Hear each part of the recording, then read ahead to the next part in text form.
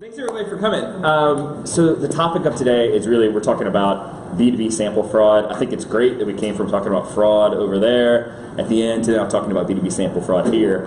And I want this to be like a conversation. I could definitely fill 45 minutes of me just rambling and preaching the whole time, but I want to hear more like, what are you doing with B2B sample? And I feel like this is different because every conversation that we typically have at these conferences, everything as far as sample suppliers are usually talking about is on the consumer side. And that makes sense. I mean, if you look at it, like it's so many consumer goods companies are buying it. As a whole, majority of your business is probably that consumer sample spend. But on a project-by-project basis, on a client-by-client basis, day-to-day, week-to-week, there's more damage that can happen from having fraud on B2B simply because of the cost per project, cost per complete, like the amount of time that can get set back because they're harder to find than those consumer type targets. So today we're going to be talking about what the current landscape looks like and really trying to work with you to see how we fix it. So we'll talk about consumer versus B2B quality, how I believe that B2B quality and fraud is ignored. We're going to talk about the GRIT report. Who here reads the GRIT report or knows what it is?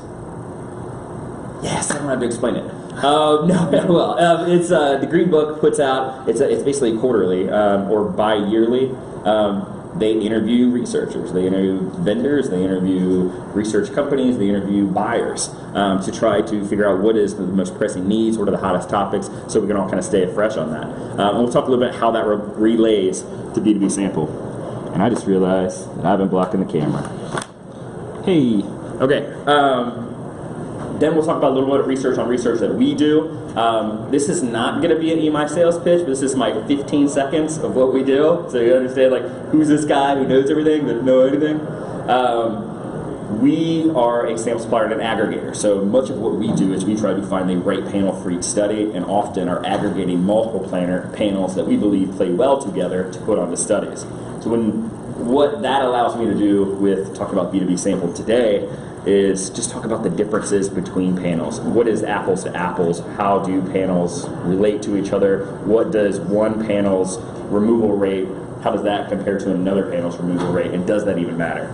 And then lastly, where are we going? Nothing makes me more mad than coming to a conference and we complain for 40 minutes of a presentation while I walk out saying, what are we supposed to do? Like, what is the game plan? Was that just a complaint session? Because that's cool. I mean, we could do that. But I want to try to see, can we come up with some steps?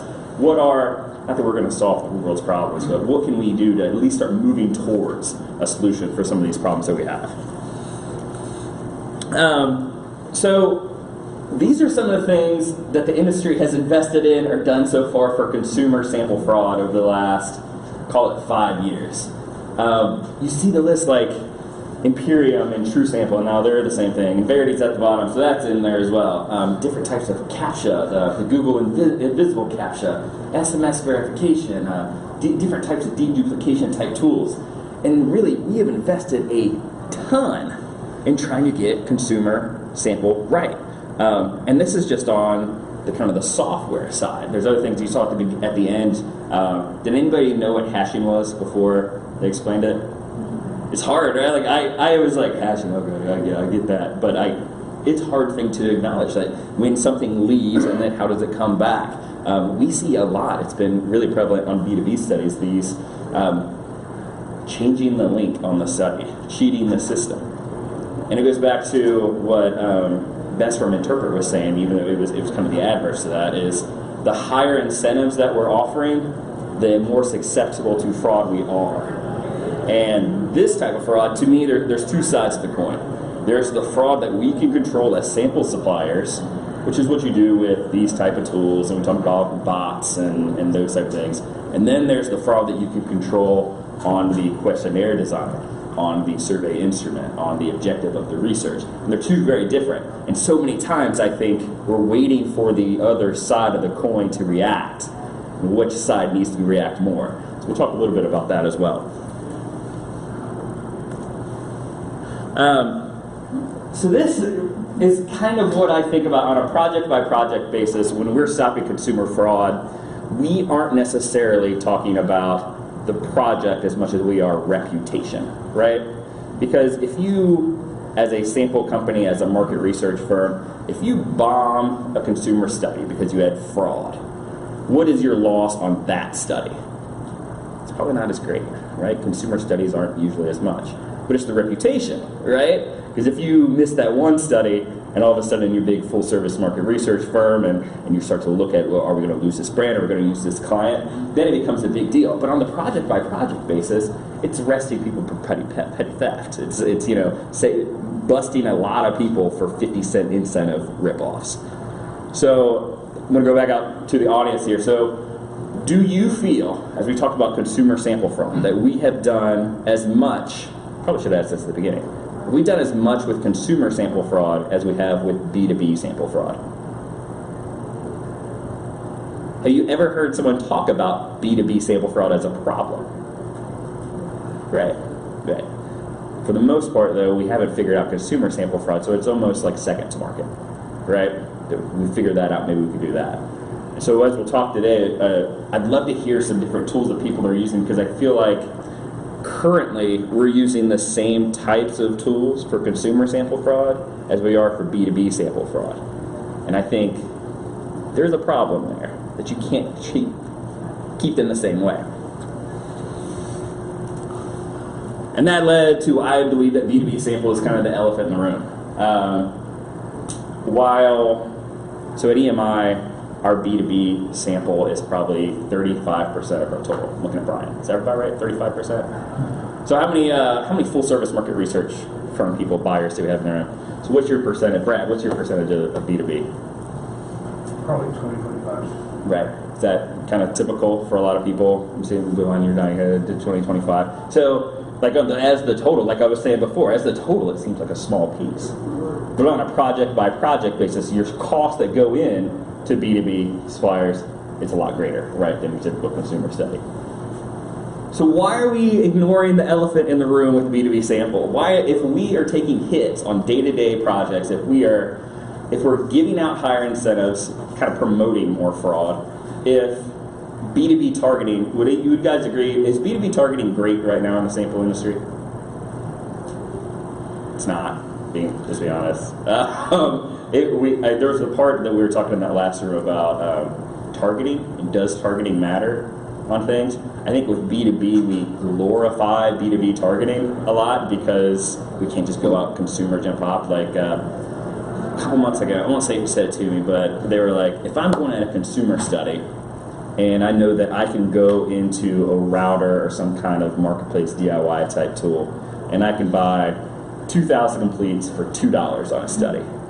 I can then hire somebody to come in and spend 2 or 3 hours on it, scrub the data, and so I will take all the bad respondents I can, knowing that at the end I'm going to get, out of that 2,000, I'm going to get my 1,000, I'll save a ton of money. Could you imagine doing that with B2B sample?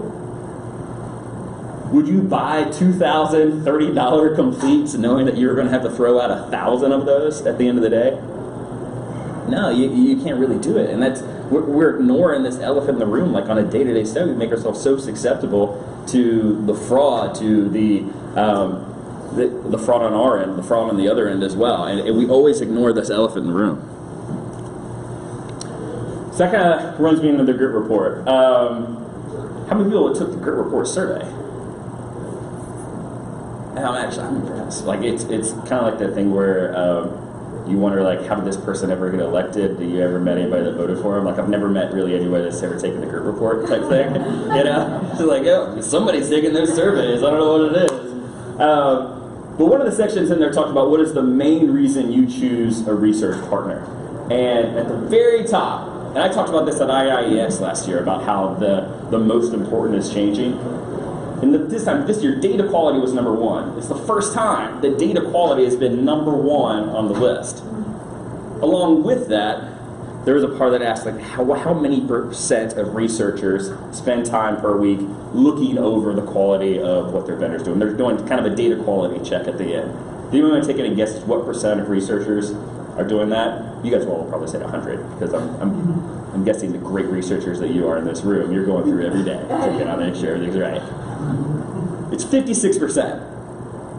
Does that seem high or low? It seems low, right? Only about half the people are going back and checking the work of their vendors. So how much time do you think, so, okay, 50, you could say high or low. I think it's low. If you thought that was high, how much time do you think they spend per week looking over that data? 2 hours. 2 hours. I spent 2 hours every Tuesday night watching basketball. I spent 2 hours practicing free throws with my 5-year-old, and that doesn't matter at all. I mean, until like he makes it big. But like 2 hours a week, we're checking the data, and that's like sufficient. We're in with that. How can we expect to do that? First of all, so that goes with two sides. To me, if I'm a vendor, if I'm a sample supplier, I want to make that 56% 0%, right? You want to build your trust, you want to build your or minimize it, not zero, never zero. But you want to minimize, you want to earn the trust. You want people to trust that what you're doing is quality, you don't need to check my work. On the other side, you want market researchers for that number to go up, because you want a checks and balance type system, so where the vendors and the buyers are all on the same page. But that 2 hours, that's the key, that's the one that's got to go up everywhere, right? Like if you're going to check it, it should be a bigger job. Maybe that's like the growth of the industry and the workforce is checking on these type of work, so we can get more people to start looking through that.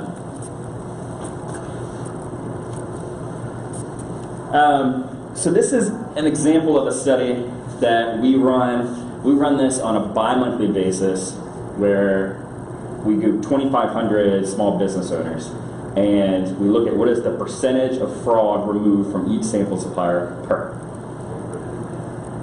5% looks great to me. Like 5%, I mean, this is something, I'm gonna bag this here because that's kind of like what we're doing. But like if I were to go to a client, I would say, hey, we only have 5% removal on that. They were really great. But the biggest part here is notice the difference.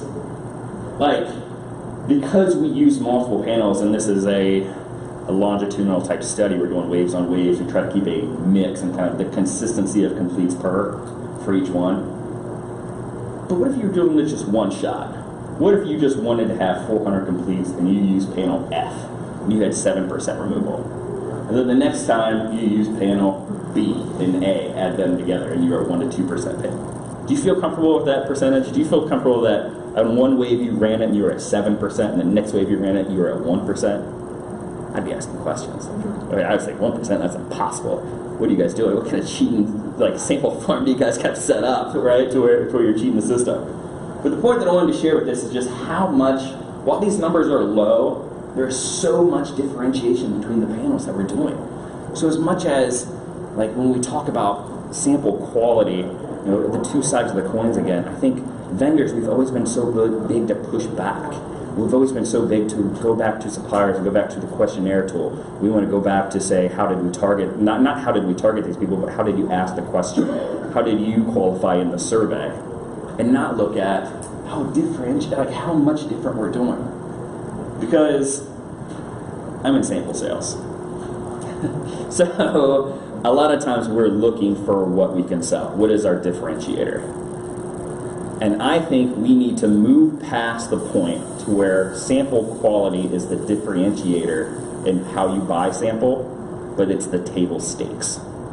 To get someone in the door to sell sample, you have to have the quality. So which ones can you choose? 2 out of 3? There's only one that matters. Unless you want to jump from client to client and have, you know, one project contracts on everything, but we don't want that. There's just no business there.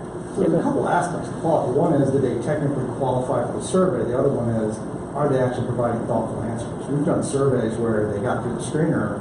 Did you go read their open-ended comments? It ranges from anything to this person does not know what they're talking to. They're not engaged.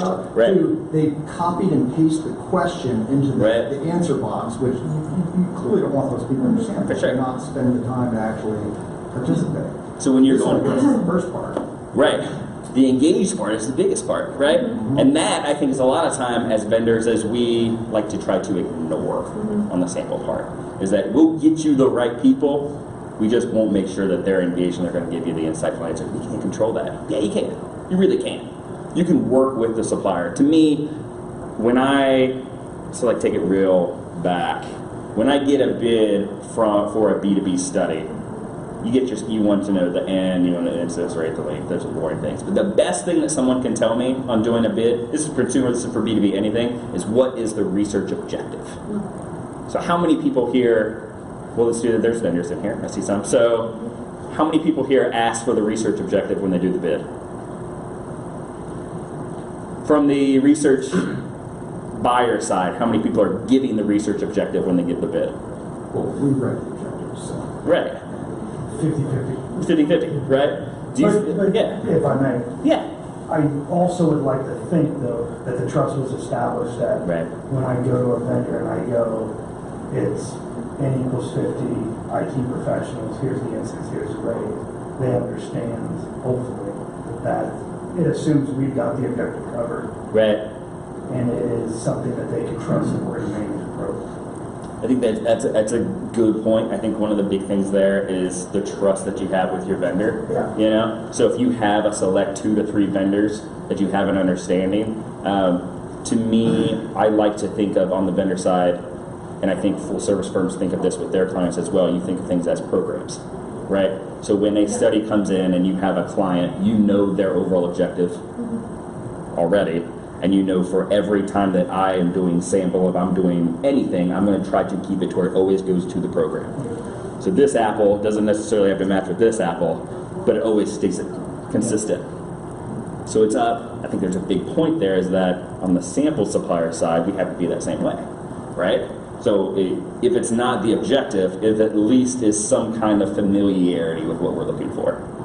Because so many times, I send a bid out, or people send a bid out to us. I mean, I'll say we do this also. People send a bid out, and we look at the band. Okay, who can do this bid for us? And I have my team of account managers, and they're doing the bid. And you look at look at bandwidth. Yes, this person can do that bid. They've never done a bid for this client before. They did a client for one of their different clients, and there's no perspective, right? And so maybe they don't understand what the objective is. And so if you're looking for IT decision makers, they go, by the way, what does that even mean? IT decision makers. It's the standard it was insert name here. ITDM, BDM are like the biggest fraud going on in the industry right now. Because ITDM to me, so if you were here at the beginning, you know I couldn't figure out my presentation, which is great. So I'm obviously not the decision maker on what type of flash drive to use, or do we use PowerPoint or go with something cool for a presentation. But I am a decision maker on other aspects. So like when we go out and try to get laptops for the team, we're looking at what's the best laptop for the team. Like, yeah, I know it's my laptop, so everybody's get that laptop, right? I wouldn't call myself an IT decision maker though. Like that's just a decision I made that day. So it's a big, I get you. I'm sorry I didn't even go in that rant. But then, to a point that kind of comes back to the B2B sample quality, right? Like we have these huge buckets. You have SBOs. How big of a company does the SBO run? Who knows, right? Maybe it's 50 people, maybe it's 100 people. To me, I think 10 sometimes. Then you have IT decision makers, which we've already talked is a scam. Then you have BDM. Do you know what a BDM is? A business decision maker. Who here, if we had a server, it was their first day, they were off school today, and they were bringing in the water pitchers in the back. Do you think that if I asked him if he was a business decision maker, he would say no? He's like, no, I picked out which water they got. You going flat or sparkling? What do you know? Who do you want, right? He's a business decision maker. But we use these buckets of targeting on the sample side, and we tell our clients that is the right targeting to have, and we all just go along our merry way, and we wonder what happens with sample fraud. We have these huge buckets. What are we doing? And then we were talking about it's a $30 CPI. So what if someone's going through? Okay, I'll kind of go to the next slide. So we talk about average. We looked at across a month. What is the average removal per client for B2B sample? So full service market research firms was at 8%. Management consultants were at 15%. Brand was at 21%. And these are the 3 most prevalent reasons for poor quality. Does anyone want to guess what the most prevalent reason was for full service market research firms? What was the main reason why we threw people out? It would be speeding and straight lining, those conventional metrics. Yeah, sample supply fraud. Yeah, it's those same things. So it's the speeding, the straight lining. We might have to put an explicit tag on this, but bots. They're so scary. I don't know what they are. They're everywhere. But it's those type of things. It's all on that sample supplier side, right? it goes back to the sample supplier, because if you're a full-service market research firm, chances are the person writing, your research manager, the person writing the survey, the person has some kind of aspect of what the client is looking for. Like, these are sample experts, survey experts, and you're a lot of times not going to have a lot of assumptions, right? Like, I'm looking at Brad, but like, yeah, like, you're not assuming a ton. Now let's talk about a management consultant. So when I say management consultant, everybody knows what I mean, right? So like the Bains, the BCGs, they're doing research on private equity to see where to invest, due diligence type research. So what do you think is the number one reason why they have poor quality?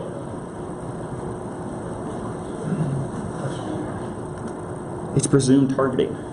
It's presuming, so they come out, hey, we need ITVs, you got those, right? Yeah, I got them right here, they're my whole bucket. I've got 8.9 million of them in the state of Texas. I'll just send them over to you. And so they pursue, so your question goes through, so rather than the standard screening type questions, please, what are your roles at a company? How large is your company? What industry do you work in? It might just jump right in.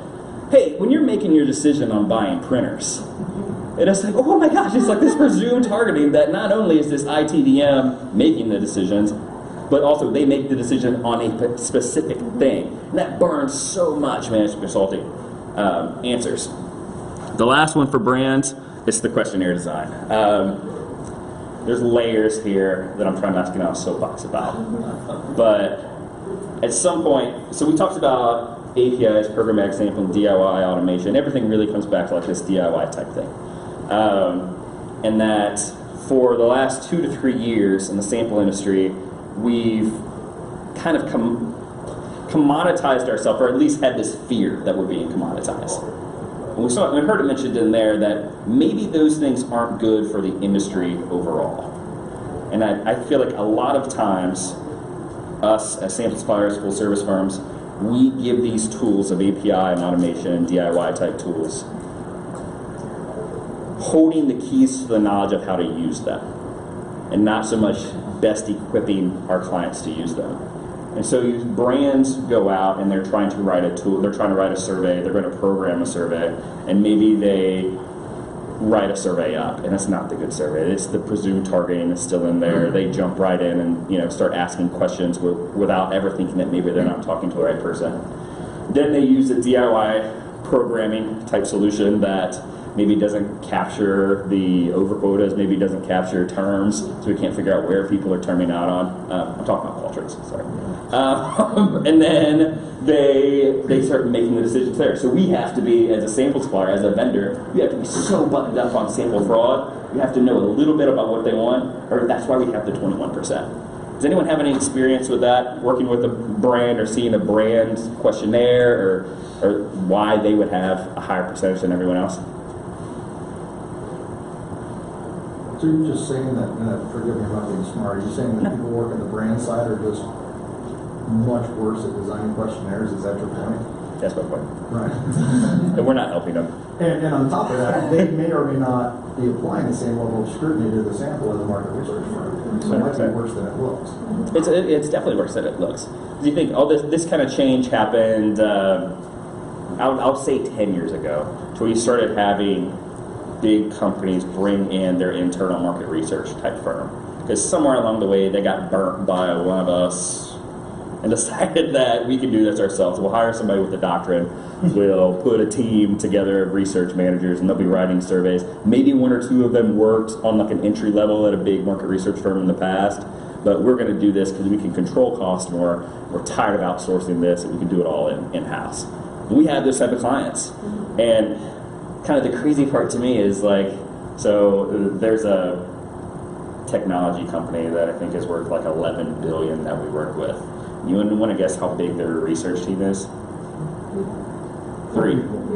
There's 3 people there. There's a guy that I call Doctor when I go and visit him. He's super smart. And then he's got 2 26-year-olds that are writing the surveys, doing the analysis, and they're doing their programming, and through like some tool that I won't mention the name of again. But you can't find out. They pay to a certain level of their license where they can't find out where their terms are. So then when we start having problems, why can't we find these people? We don't know. And it's up to me as a supplier to push back and to get the best? Because it goes back to what we were talking about earlier, that reputation status, right? Like, do you want the one-off client? Do you want to put a logo on your website that you worked with somebody once? Or do you want to have a relationship and years of revenue and profitability from somebody? And I think too many times, bad business decisions that we make in this industry lead us to chase the dollar now rather than the dollar over. So how we current combatant B2B? So this picture, the EMI people will know, I use this phrase too. I make up these stupid phrases and anecdotes. Like, I've been in the industry for 50 years. I've only been in 10, but I say things like, the most common I say it is, we have a big client and like a new person wants to call, they've worked with the company for 6 months and they want to call and sell sample to like Brad. And I'll be like, we're not going to go fight an elephant with a slingshot. We're not going to go after a beast with something big. And for the most part, we're combating B2B sample fraud with slingshots. It is a huge issue that we're just wasting money on with little things like that we're doing the same thing with consumer. So what are some ways, small audience, what are some ways that you see currently combating B2B sample fraud? Brian Lamar. Open-ended analysis? Just write it down, sure.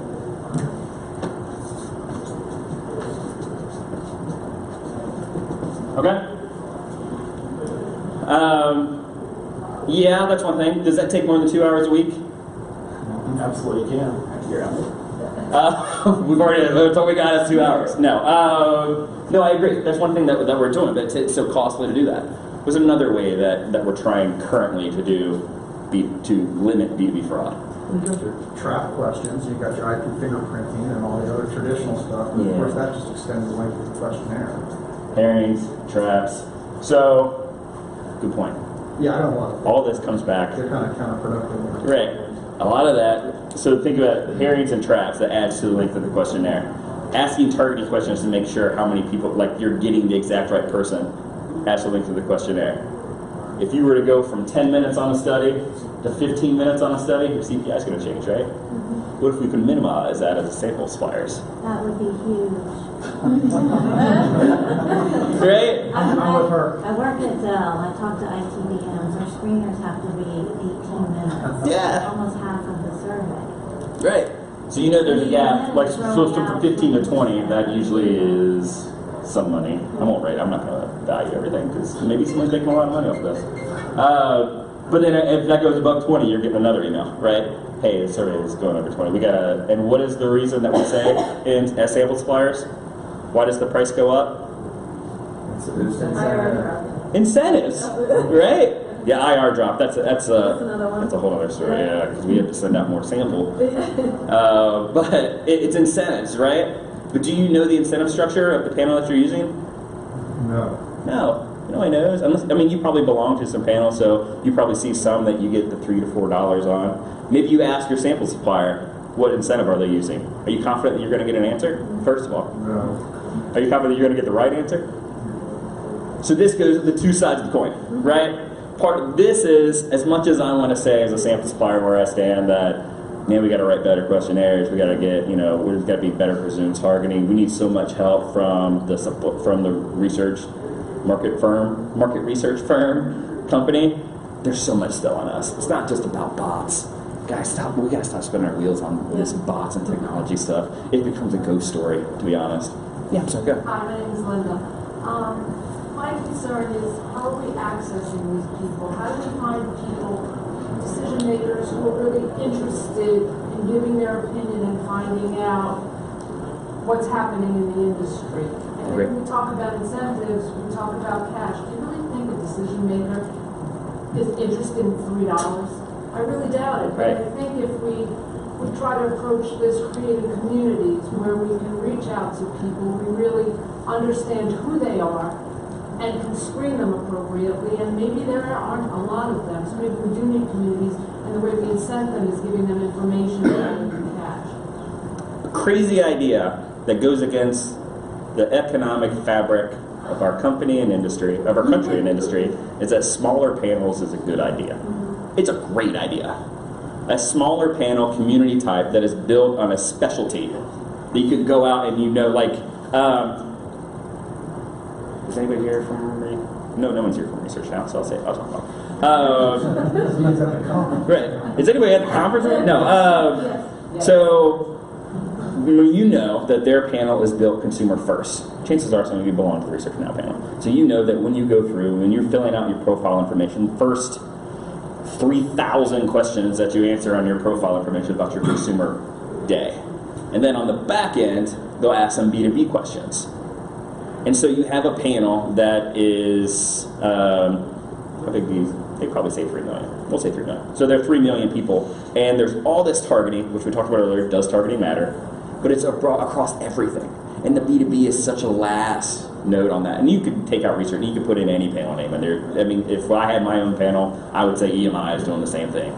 Because we go consumer first and then to B2B. But if we had B2B only panels, we had the size downright. We had the targeting. We could control them more. We had the relationship with our panelists the way that a market research firm has with their vendor, and the expectations along that. We could do better research. Except the money. What's the money into it? Do we want to make that investment into it? And I question if we really do sometimes. I think that's why we're having this, like, these type of conversations. Because if you really wanted the best panel quality, you would work with a B2B only panel that specialized in a certain thing. Maybe they only have 10,000 people in their panel, 15,000 people. They had a 30% response rate. They do everything. They have benchmark information about that respondent and what they've done. They've used a call center to call those people and verify who they are, not just like a text message or a double opt-in email. But what is the cost of that? There's a small panel that I run into a lot with management consulting firms, and they'll want, like, we'll be doing a bid for IT decision makers, which are great, and say my CPI is $50, and I'll go in like a salesperson and say, how does the budget look? Is that what you expected? Is there anything that I can help you with? If there's any wiggle room, I definitely have some. How can I help there? And they'll say, no, we actually are putting you on with another panel, and that panel CPI is $170. And I'm thinking, so at some points I'll be like, okay, $50. If they were at $70, I'd be like, oh, that's great. $150, two things start to happen. One, what the hell are they doing? Do they not understand that it takes some time to make a return on your investment? Like, what are they trying to get all this money back the next day for? And the other part is, EMI's got to be trash. Like $50, like what am I buying? It's that just the perception of what's there. I mean, maybe they're the same people, but it's the perception of what's there. Would people buy the $170 CPI if they knew it was the right person? Yes. Depends on your client, right? Depends on it depends on how much research they do. Right. Like if their research, Right. They just buy fewer. Yeah, that's right. So maybe that's when you start, like, maybe that's where, like, the management consultants and, like, the brands, like, they have more handle on the purse strings, so they can use that. What you're getting, you don't need as many. True. Because you know that you're going to throw some out to start. Yeah, with the $50 approach, I'm going to need a lot because I'm going to trash Right. probably a third of them. You're right. I agree. Well, then the stats team says they want a certain base size, so they can run different level analysis. But the constant fight for purchasing. And that's where I see why companies are blending the 150 and the 50 to get up to this, the end size that you need to have any type of plus in the research that you're doing. So we started already talking about, by the way, this elephant's not dead. Let me just say it's sleeping. The elephant behind us coming to wake it up. And this is a really horrible graphic. I left it like this. I just had someone in the office like, we can Photoshop out like the blue around Macho Man. I was like, no, this is great. This will be worried about the elephant's dead. But how are we going to get better? So we've talked about some of the tools that we're doing now. Are there other things that we could be doing? How are we on time? Oh, we're right on time. Great. I think there are some numerous things. How many people have heard of LinkedIn verification? How many people believe in the LinkedIn verification? How many hands? LinkedIn verification was a great idea that only had one dancing partner, I think. I don't think LinkedIn ever wanted to get into the verification business. At one point I saw where a panel that was boasting LinkedIn was saying they really only had 30% opted in to people that are using it. And then I got an email yesterday that a major company is just completely dropping LinkedIn verification. It's just not worth it. It's basically like the like the commercial that, like if you buy a car and you see a commercial and they won the JD Power Award 4 straight years, and you gotta think like, does that matter? JD Power, that's great. And that's what we've used LinkedIn for in the sample industry. It's like that seal of approval. The second one, I think there has to be another way with email verification. So right now, you sign up to the panel, you enter in your email, and then the email comes in the typical double opt-in, and they kind of verify by you clicking that email that that's a working email. But what is the domain on that email? People that belong in panels usually use your Gmail, right? Or whatever, your Yahoo, your GeoCities, whatever you're doing for email these days. What if you had your email, then that's the email that you get all your correspondence with. That's the email that tells you you've got a survey to take. That's the email that says, hey, check out how many points you have. And then you had a separate email to verify who you were. What if it wasn't the same email? And that email was your work email. Is that scary? Yeah. Super scary, right? Just one time. Just one time you get an email to your work email. Would you do it? Probably not. Yeah, I agree. What if there was an incentive to do it? I don't use it. Would we, as sample suppliers, for the sample suppliers in the room, would you be willing to pay an incentive to someone for double verifying with their work email so you knew they actually worked at a company? People won't do it. People won't do it? Not the volume. But even if they do, if they're ITVM or PDM, if they Right. say they could be a province manager or something like that, you never know. It's true. Right now we're doing nothing, right? Like right now I just know, like, to me, when you talk about verifying people, most of that comes down to, I want to sign up for a panel. I can say I make however much money, I look however, my demographic is all crazy. And the only thing that verifies that is that I can verify that I live in an address, which, come on, for B2B sample that doesn't matter at all. And I can answer a text message for the most part. If someone were to call me, that'd be great, but again, that guy keeps hanging out over all of our heads, so that costs too much money to do that. The last one is kind of a two-step approach. One thing that when TrueSample first came and the verifying against the Axiom database was a huge thing for us as the industry to really claim this quality. It was a one-step approach a lot of times. We talked about it really just verified an address. It started to get into engaged, not just real, but also engaged onto it. But what if, I can't believe I'm going to say this, online sample supplier, what if we start using the phone more? Right? You have to, right? You have to call people, if you have bad open ends, you have to call people, hey, what did you mean by that? How many people in the sample supplier have been asked by their client if they can append company name of the person where they work at? Yep. Right? It's the same problem we were just talking about, given their email address, right? Why would they do that? Calling, having some type of call center to verify people is a huge step that I believe as online sample suppliers, we've been scared to do because it gave some kind of credit to the phone. We were like, I'll be damned if I'm going to say anything that I've been selling against for 30 years is all of a sudden going to come back at me and make what I do validated at all, right? So these are just some other ideas. Does anyone else have any other ideas? I don't want to say that my ideas are the best. They are the only ones on the slide right now. But does anyone else have any ideas about how are you combating B2B fraud right now? I just want to ask for LinkedIn verification. Like we've done spot checks where you look at the person's name and you go into LinkedIn physically. Somebody is going and look at their profile. Are you saying that's not is that what LinkedIn verification is? And it's not. I think we're only getting a small percent that match up to the right so part. The names, there's some disconnect. My LinkedIn score is like 90. It tells me I'm an all-star. Yeah. I've got 98% filled out. Yeah. But I know Brian is sitting at like a 50%. He just has like a picture from 10 years ago, and like our old company name or something, So it's how much do people update? It's the same type of battle I think that we have with profile information. How often do you profile? It's like side note, when we're talking about targeting. False LinkedIn profiles. Oh, all the time. Yeah. And LinkedIn is They become ITVMs. right. And what are they using their LinkedIn for? Is it for networking in business, or is it like a bastardized sales tool that they use? Sorry. Anyone else have any ideas of how they're combating B2B sample fraud? Machine learning? open analysis, understand if it's a valid response and what's nonsense. There's something there.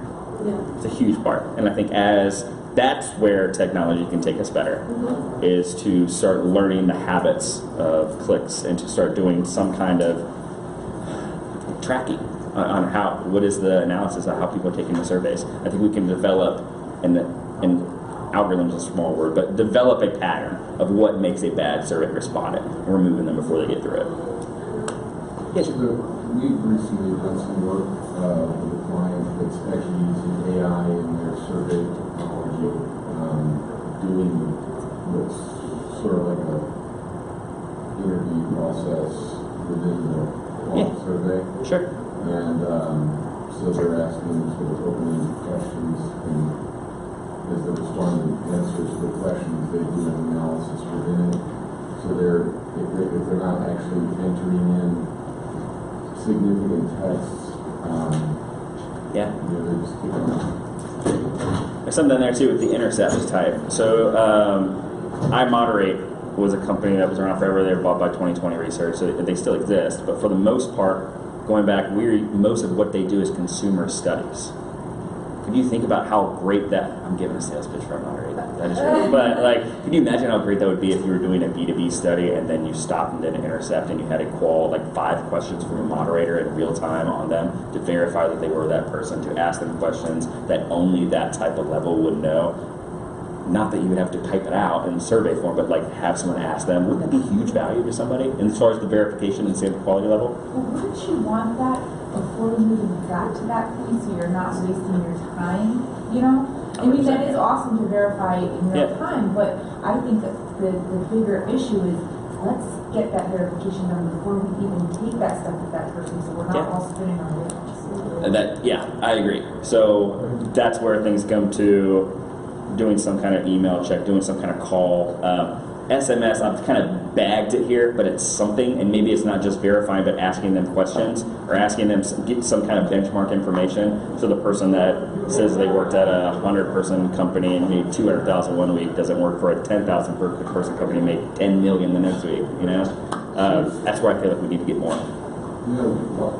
mean, it may be drastic, but if we're going to be paying people to do something, relatively significant dollars, B2B incentives, why can't we verify that they work at your company? I agree. Why can't we ask them for a validation, some sort of proof, like we do when we employ them or give them credit or whatever? Have that apples to apples. I agree. What about tiered incentive levels? What if you were to tier based on someone's responses, their engagement, and their open ends, the different levels of incentives that you gave them at the end? You approach at the beginning of the study, so an individual goes in and says, I think you approach it in all building its the panel. responses, you get $30. I think you started earlier. I think you do it in the panel, when someone's setting up their profile. So you're setting a habit, and you're trying to train someone into it that you want the most rich data you want, to where there are times in my day when I don't take surveys. But if I'm taking a survey, one has do that, this product's great, to where this product is why I wake up every single morning. I think about that. This product, a cup of coffee, it's amazing, all that type of things. So maybe I get $10 one time, maybe I get $1 another time. Is that really valid? I mean, what if product A you really care about, and the other one you just don't that much? That's true. I mean, we all go through motions. Your lack of a vivid response might just be that, again, it's coffee. Right? True. I get caffeine, it's good enough. Right. It doesn't mean it's bad. It doesn't mean that you're lying. Maybe not everybody's super fans. If they were, why would you be doing the research, right? Yeah, I agree with that. Yeah, I can see that. You're still muddling the waters though between the consumer and the business. Right. I don't care about the ice cream flavor, but I care about what I do. Right. And I should have an opinion if I did the survey. Yeah, I go both ways on that one too, though, because I think that sometimes so if you look at response rates, it's been a long time since I did this type of analysis, and we kind of do it on a small level in our team, but when do people take B2B surveys? And a lot of times you see it in that 6 to 9 p.m. level, and sometimes that's the worst time that you would want to ask somebody how would they do at their job, Sometimes it's the best. sometimes it's the worst. So I'm with you a little bit on that. And that's what one of the first things someone said to me at a market research conference was, it's okay that we have consumer panels that are taking B2B studies because you're a B2B person from 8 to 5, and then afterwards you're a consumer, and that's why everything's all together. And that's bogus, because you have different behaviors, you're passionate about different things, whether it's your work, which is what you're saying, your work or a product that you use. Any other questions? We're out of time, but we could stay here forever. What are we missing? Thanks, everybody. Thanks for all your help. Thanks for